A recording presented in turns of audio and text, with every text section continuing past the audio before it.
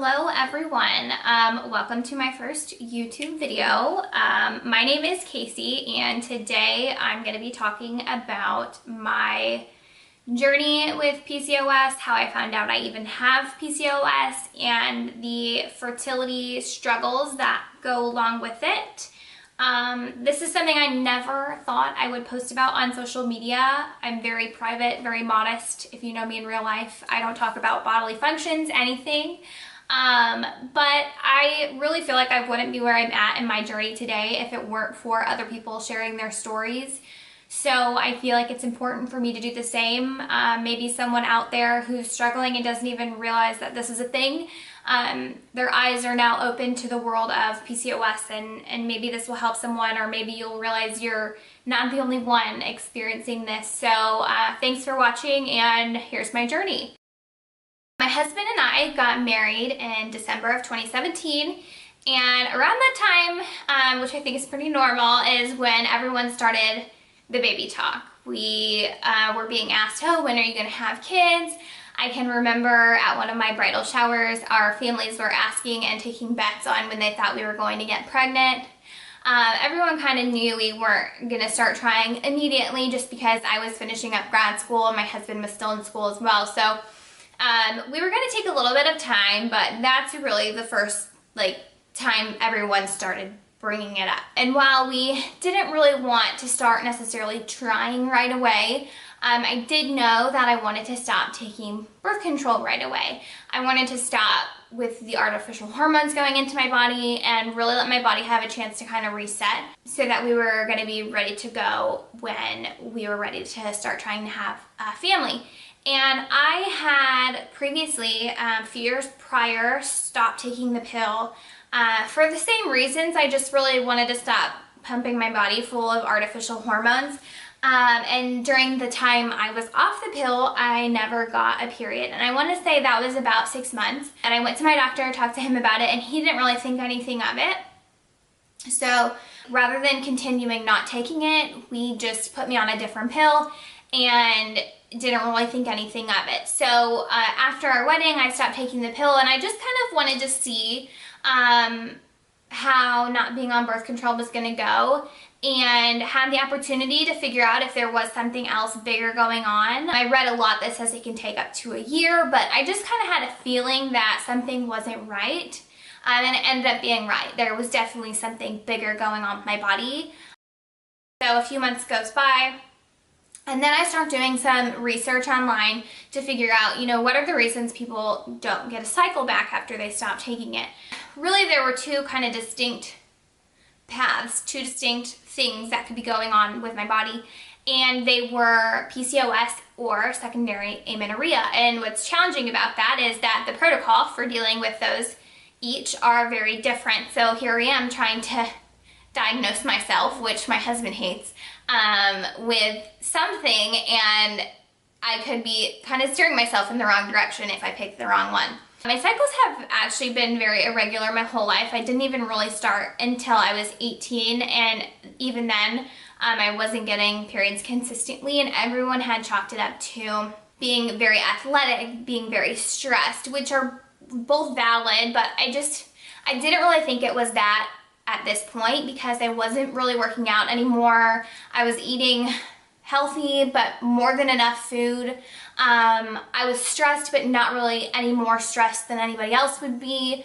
And so I really was convinced that it was PCOS. And when you look up a lot of the symptoms for PCOS, I was experiencing almost all of them except for the weight gain that comes with the insulin sensitivity. So excess hair on your body, fatigue, depression, a lot of acne, irregular cycles. And so I had kind of decided that I thought that was what I was dealing with. I was due around that time for my yearly exam with my OBGYN.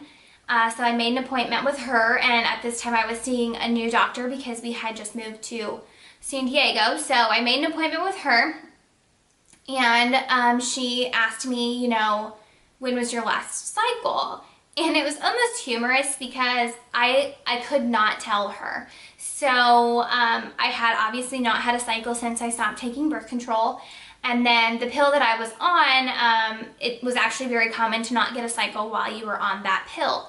So then prior to me taking that pill, I was on a break from birth control where I never had a cycle. And so at this point where I'm like trying to backtrack years and say, okay, like 5 years ago, when did I have a period? And I couldn't tell her. And so at that point she was like, okay, you know, that's not really normal. And I said to her, you know, I've been doing some research and I really think I have PCOS. And immediately she kind of like blew it off. She was like, no, you don't really look like the type of person who has PCOS, because weight gain is a really common symptom of PCOS, and I don't have that. Very petite, very small. And so she just kind of, you know, blew it off. And now I know that, especially with lean PCOS, people are, it's harder to diagnose, I guess. So I'm trying to convince her I have this. I'm telling her all of my symptoms, and she agrees to run some blood work for me and also prescribes me Provera. Provera is like a progesterone medication, and it's commonly used to kind of like reset your cycle, or it's used as a diagnostic to determine whether you're not having a period because you're not ovulating, or if there's something else going on, I guess, with your reproductive system. So she calls in all this blood work for me. I go get that done, and then I start the Provera. I did get a cycle after the Provera, so that was great. And my doctor said, okay, let's wait and see if you get another one. In the meantime, she had called me to review my blood work and said it looks normal.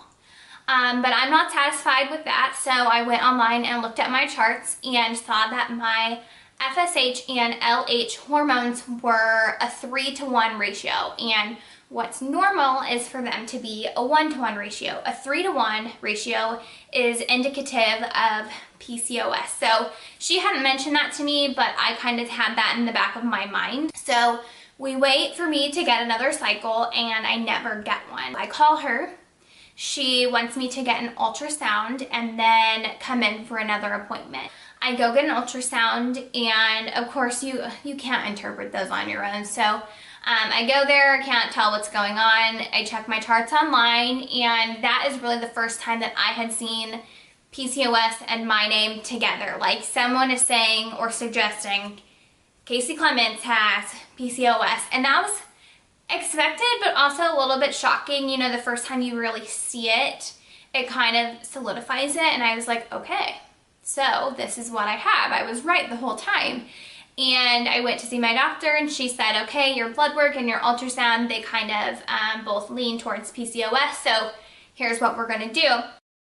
She decided that we were going to do letrozole for 3 cycles. So I would take the Provera again to give me a cycle, and then take letrozole 2.5 milligrams for days 3 through 7. And the letrozole is basically a medication used to kind of help your body to ovulate. So I was taking that, and that is really the first time that I had ever experienced symptoms of ovulation, and first time in my life, which is just crazy. I'm in my mid-20s, and that's really the first time, and I was like, oh my gosh, my body is actually working. And I was so excited and so hopeful. So then when you're on the letrozole, you go in on day 21 of your cycle for blood work to confirm whether or not you ovulated.